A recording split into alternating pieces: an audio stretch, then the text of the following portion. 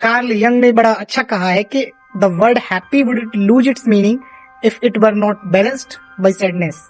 क्या कहना चाहते हैं कार्ल यंग साहब यहाँ पे? तो कार्ल यंग साहब मैं आपको बता दूं एक स्विस साइकेट्रिस्ट थे और जिन्हें आई थिंक एनालिटिकल साइकोलॉजी का फादर भी और जो फाउंडर भी उन्हें ही बोला जाता है। 1875 में उनका जन्म हुआ। बड़ी अच्छा उनका अध्ययन था, बड़ा गहरा अध्ययन था उनका, और उन्होंने ह्यूमन इमोशंस को समझने की बड़ी अच्छी कोशिश की है और उसी के चलते इन्होंने ये कोट मैं जो आपको बता रहा हूँ वो बोला था। तो जो कार्ल यंग साहब कहना चाहते हैं वो ये है कि अगर आप अपनी हैप्पीनेस को मेजर करना चाहते हैं तो सैडनेस को आपको वैल्यू देनी होगी। एग्जिस्टेंस सैडनेस का होगा तब आपको समझ आएगी कि हैप्पीनेस चीज क्या है।